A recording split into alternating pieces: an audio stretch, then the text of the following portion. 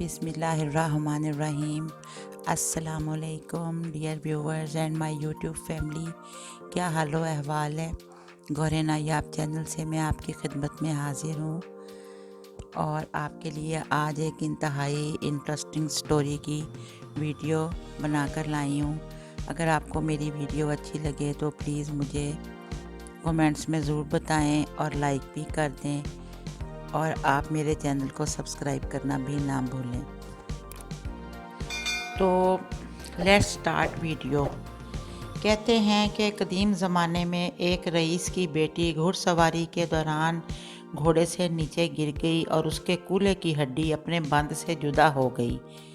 लड़की के बाप ने बहुत से हकीमों से इलाज करवाने की कोशिश की कि हड्डी को वापस अपनी जगह पर बिठाएं, मगर मुसीबत ये थी कि लड़की किसी हकीम को अपना जिस्म छूने की इजाज़त ही नहीं देती थी कि कोई उसके जिस्म को हाथ लगाए। बाप ने बहुत इसरार किया कि बेटी, शरीयत ने मजबूरी में और इलाज के सिलसिले में इसकी इजाज़त दी है, लेकिन लड़की बहुत ही शर्मो हया वाली थी। उसने कहा कि नहीं, और उनकी बेटी किसी तरह भी राज़ी नहीं हो रही थी और दिन ब दिन कमज़ोर होती जा रही थी। बच्ची के पेरेंट्स जो थे उसको देख देख के कुढ़ रहे थे। समझ नहीं आ रही थी कि क्या किया जाए। आखिर लोगों ने मशवरा दिया कि शहर से बाहर एक बहुत ही हाज़िक हकीम साहब रहते हैं, उनसे मशवरा कर लें। वो शख्स हकीम साहब के पास गया और अपना मसला बयान किया तो हकीम साहब ने कहा कि एक शर्त पर मैं आपकी बेटी का कूल्हा हाथ लगाए बगैर वापस बिठा सकता हूँ। वो शख्स कहने लगा, जो भी शर्त हो वो मुझे कबूल है।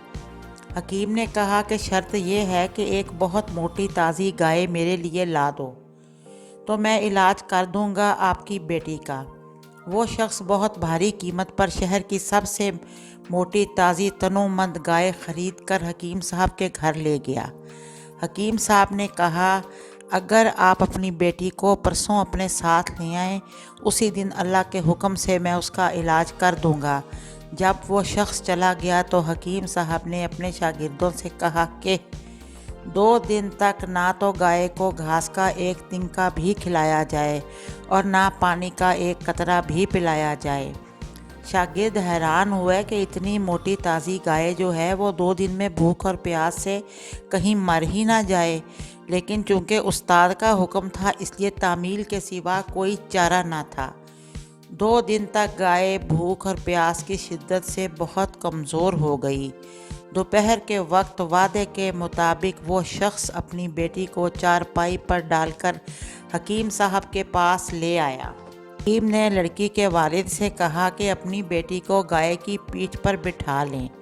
सब बहुत हैरान हुए कि ये कैसा ट्रीटमेंट है, कैसा इलाज है, लेकिन हकीम साहब की बात मानने के अलावा और कोई रास्ता ना था।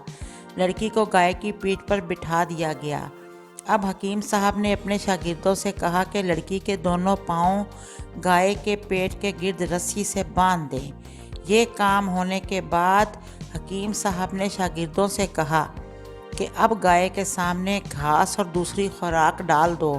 गाय बेचारी 2 दिन की भूखी प्यासी थी, जल्दी जल्दी खाने लगी। हकीम साहब ने उसके सामने पानी की बड़ी सी बाल्टी में बहुत सा नमक डालकर रख दिया और गाय तेज़ी से पानी पीने लगी। पानी में नमक की आमेज़श ने प्यास की शिद्दत को और बढ़ा दिया, तो गाय ने एक साथ बहुत सा पानी पी लिया। घास और पानी ने गाय का पेट फुलाना शुरू कर दिया और लड़की की टांगों पर दबाव इतना बढ़ा कि वो चीखने लग गई।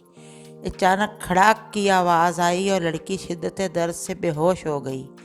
हकीम साहब ने लड़की को गाय से उतरवाकर उसके वालिद से कहा कि आपकी बेटी के कूल्हे की हड्डी वापस अपनी जगह पर बैठ गई है और ये गाय आज से मेरी है, ये कोई और नहीं। हकीम बू अली सैना थे, जिनका नाम बाद में चहार दांगे आलम में मशहूर हो गया।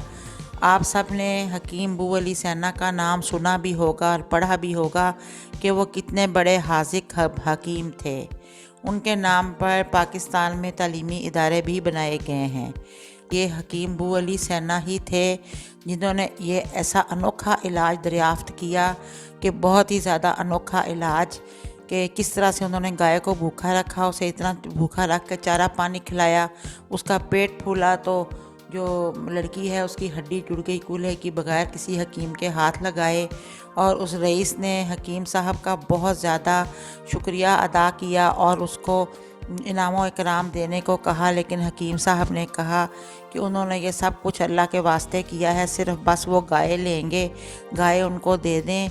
حکیم ابو علی سینا نے فرمایا، اور اس طرح سے وہ لوگ اپنے گھر کو چلے گئے۔